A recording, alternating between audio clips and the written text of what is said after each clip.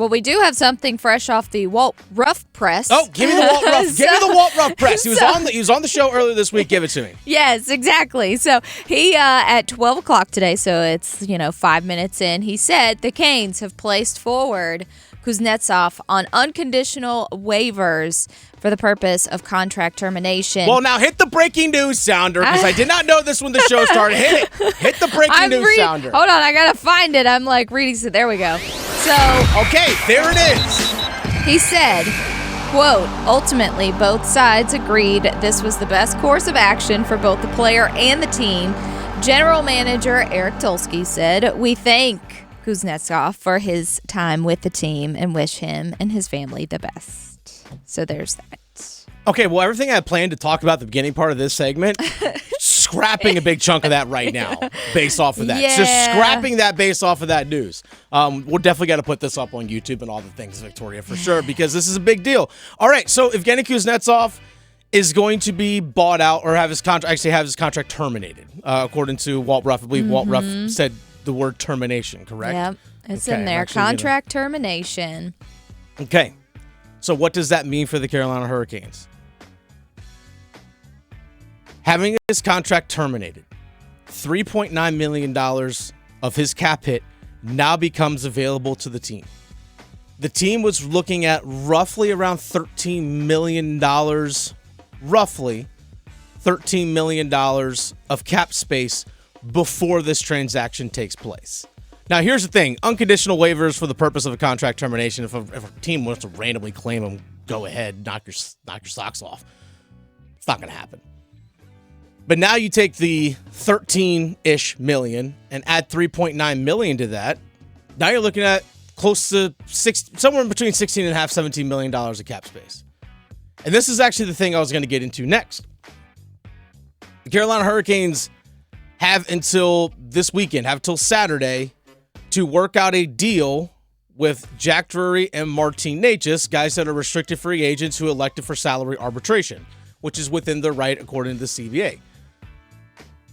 You have time to get deals done with those guys now. Like, for example, if you want to do Jack Drury a 2-year deal at average of $2 million a year, let's say, hey, look, Martin Necas, let's do 1 year, $6 million, or 2 years, $6 million per year, just to kind of bridge you over to unrestricted free agency, or, we can look to trade you next offseason, whatever it is. We'll see how things work.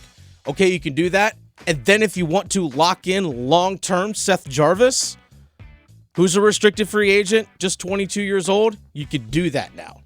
Having that $3.9 million of cap space allows you to do all three of those things right now, as opposed to, okay, we got to do arbitration with Drury and we got to do arbitration with Martin Necas, and then whatever's left over, we got to figure out with Seth Jarvis going into this year. Do we have to do a bridge deal? Which I don't think the Carolina Hurricanes want to do. They want to have that young guy locked up for the next 8 years. Now, Seth Jarvis can say, hey, you know what? I'm 22 years old. I just scored 33 goals and had 67 points, and I did all that with a busted-up shoulder, and I still played through it, and look how effective I was. Maybe I'll do a 4-year deal to get me through all my restricted free agency years, and I'll be 26 years old, and I can cash in again on an 8-year deal then. Maybe that's a route he wants to do. Maybe. That's within his right. It's within his right.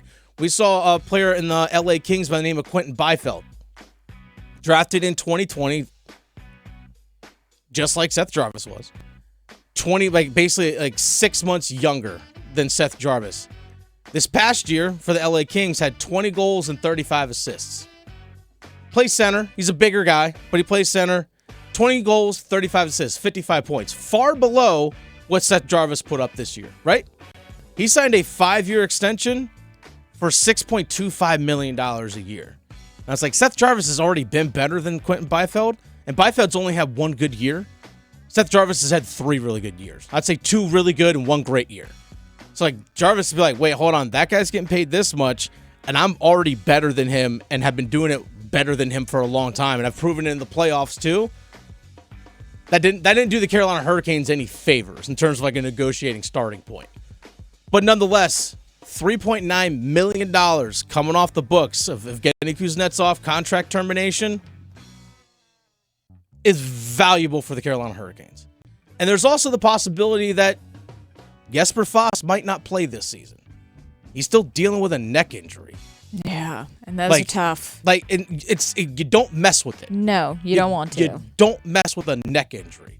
And I mean, gosh, I think it goes back at the Justin Timberlake concert at PNC Arena here in Raleigh, just like, a matter of weeks ago. He was still seen in the neck brace. And Eric Tulsky was actually asked about it at a press conference that he had recently. And he was asked for an update, and he said, yeah, there's no update on Jesper Fast. Which tells me means there's no progress. As in when we got like, hey, he's progressing. We're going to reevaluate him in a month, and we'll see how things are for training camp. None of that. It was just, there's no update. Which tells me he's not going to be able to play. That's what that tells me. So now you also have that $2.4 million of his cap hit. You can put it on long-term IR, and you can basically get cap relief in that regard too. So, yes, the Carolina Hurricanes are losing a player in Evgeny Kuznetsov, a highly skilled player. And Adam talked about yesterday about a player who shows up in big moments. He scored 4 goals in the playoffs this past year. Yes, you are losing that, but the long-term benefit of him not being here this year is far greater than him being here this year. The long-term benefit of being able to work out deals with Drury, with Necas, and with Seth Jarvis to a long-term deal for him, the fact that you have the ability really to do that now helps your franchise in the long run more than it does just this year. And I think also one more thing, Victoria, this opens up. My gut's telling me we're going to see a rookie in the opening night lineup. Oh, yeah. We're going to see a rookie in the opening night lineup. I know. My gut's just telling me because this roster's so different. We don't have the bag of tricks that we used to. It's vastly different. Mm-hmm. Now, yeah, the top guys are still going to be Aho, Svechnikov, and Jarvis. Those are your top dudes. If Martin Necas stays, which I think everything kind of indicates that he's going to be here now. Right, yeah. Because could you imagine if we didn't have him? Like, I'm assuming if you would give him up, you would be we've got to get more. Something equal in return. I don't even know what that would be. No one knows. Yeah. And I'm sure that market's probably kind of dried up for everybody. But nonetheless, looking at the second line, it's just kind of like outside of Martin Necas, is it Jesper Kotkaniemi, who got bumped down and relegated to fourth line winger duties late in the season into the playoffs? Is he back to be your number 2 center where he started last year? Do you bump Jack Drury back up to that spot, which he kind of got shoehorned into that role last year in the playoffs because Kuznetsov and Kotkaniemi were underperforming in some aspects, especially mostly on the defensive side of things? It's definitely concerning because it feels like we've lost that spark that gets us excited. You know, when we brought Jake on and we brought Kuzi on, and that just sparked us like, okay, now we've got this team complete. Yeah. And now we are just in such a deficit that, it's a transition year. It definitely is. I still think they make the playoffs. I really do. I still think they make the playoffs. I think it's going to be a little bit more of a grinding style of play. It's going to be a lot of 2-1s. But they're still built on team defense, which the team defense is still going to be great. They're going to be, because of their style of play, they're going to be in every single game. It's kind of a transition year, and I honestly think now with Kuznetsov gone, part of that transition is going to start maybe a little faster. We were told by assistant general manager Darren York last week at development camp for the Carolina Hurricanes that Felix Unger-Sorum, who's a child by all accounts in terms of age, like he literally at the start of training camp last year was still 17 years old for the Carolina Hurricanes. He was the youngest player drafted in 2023.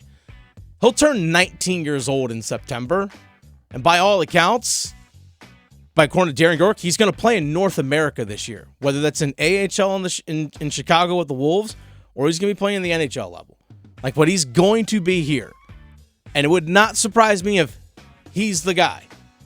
Would not surprise me if he's the guy. He was playing in the Swedish Hockey League last year against grown men. Whereas Jackson Blake and Bradley Nadeau, they were playing in college against, other similar aged guys. it might be Felix Unger-Storm. That's just my gut telling me that. I don't have any inside information on that, but the door's open now. The door's open for a young forward to be in this lineup in some way, shape, or form. But yes, so there it is. The breaking news. Evgeny Kuznetsov, according to Walt Ruff, Hurricanes.com, the Canes have placed Evgeny Kuznetsov on unconditional waivers for the purpose of contract termination. GM Eric Tulsky saying, quote, ultimately, both sides agreed this was the best course of action for both the player and the team. We thank Evgeny for his time with the team and wish him and his family the best. Also, one last thing for that on Kuznetsov. He's already got a Stanley Cup, right? His name's on the cup. He's had some great seasons. Honestly, he probably should have been the Conn Smythe winner back in 2018 when he won the cup with Washington. He's done everything in his NHL career that he needs to. He's made plenty of money. Again, won a championship. Spend the last few years of your hockey playing career back home where you'll be a star. He'll be a star back home in Russia playing in the KHL. Sure that dude will be royalty over there. Absolute royalty. He'll get paid handsomely. Here's the thing as well. Kuznetsov is walking away from $7.8 million. That's the one thing we got to keep in mind. He's walking away from a lot of cash to go play in Russia. The guy's going to get paid handsomely over there. He's going to be treated like royalty. So you know what? Go out on your own terms. Go have fun. Go enjoy those last few years of your playing career. Get paid handsomely. Be a star. Go have fun. Play the style of play that you want. And have your family and everyone back home. That's what you'd have.